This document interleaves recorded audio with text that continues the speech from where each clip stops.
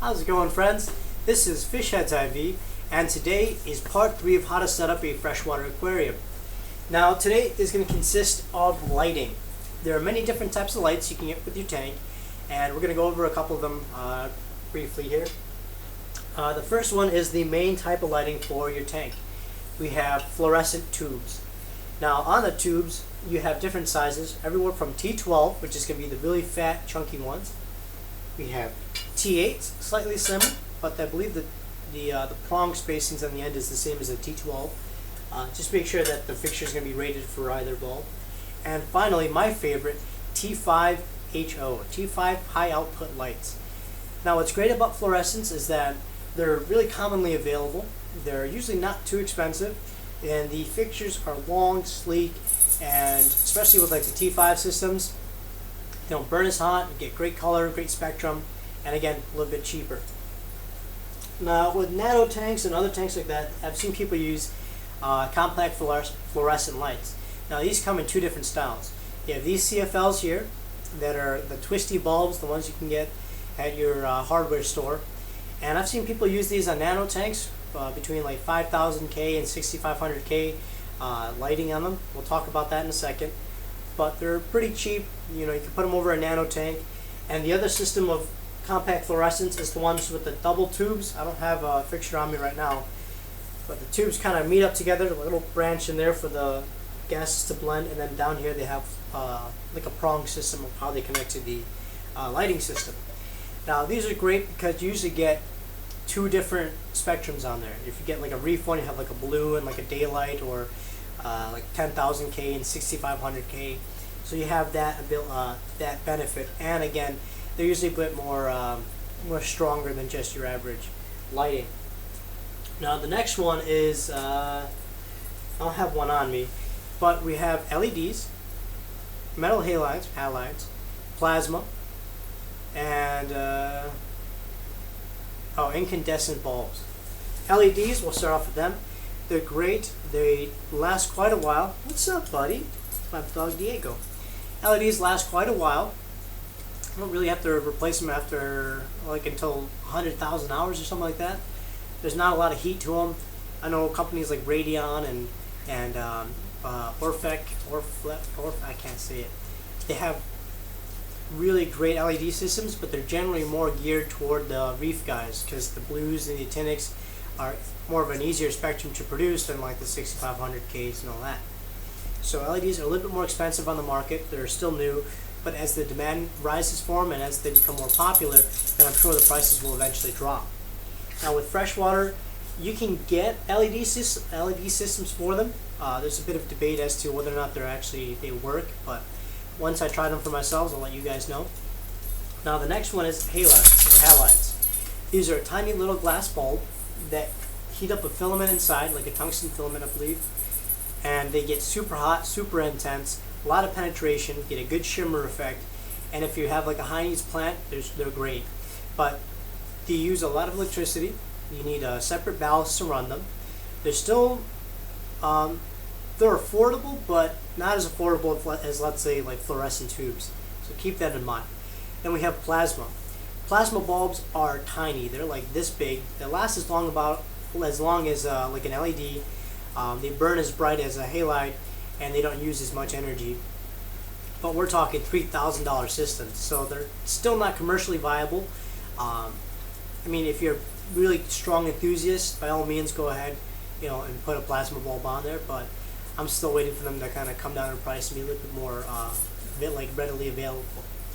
Now, a few things I want to touch on is you'll hear a lot that the old rule is watts per gallon, which is still, it's like semi-true. It's kind of outdated just because of the advancements in lighting.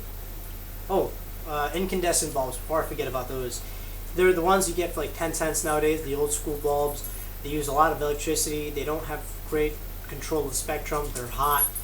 They're not recommended for your tank at all. I mean, if that's the only thing you can afford, by all means, but by that time you kind of want to consider saving more money for a well-established tank.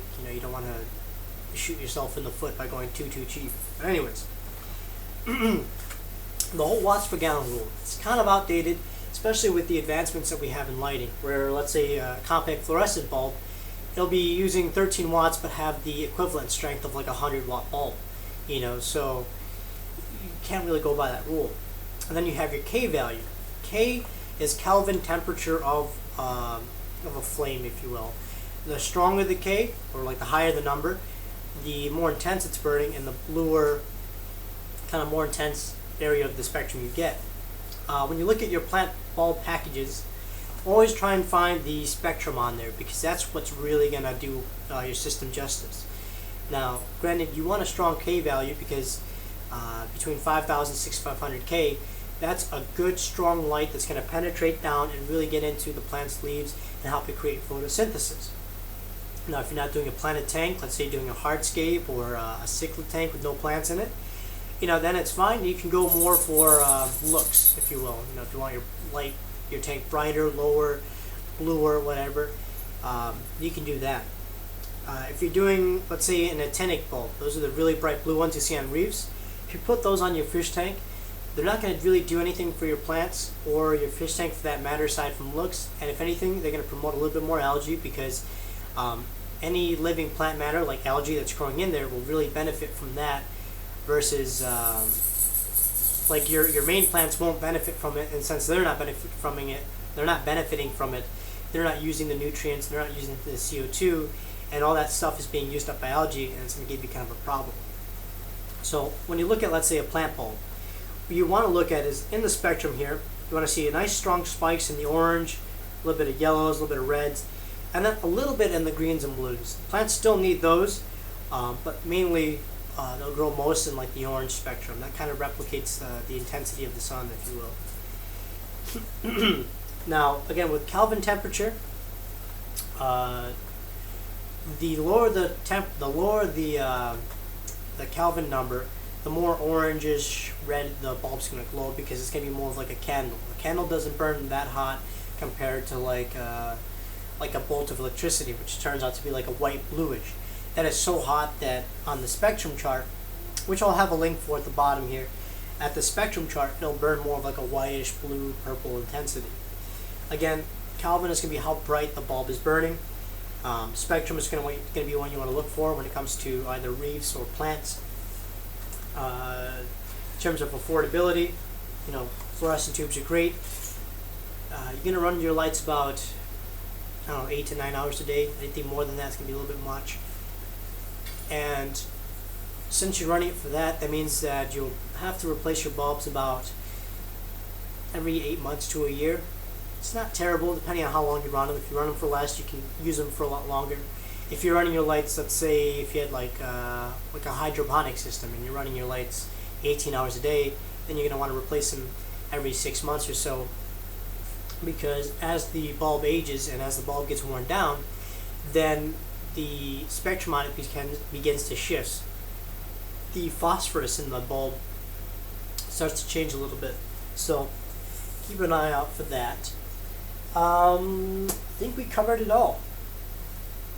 We have tube lighting, compact fluorescent, LEDs, halides, plasma, and incandescent bulbs.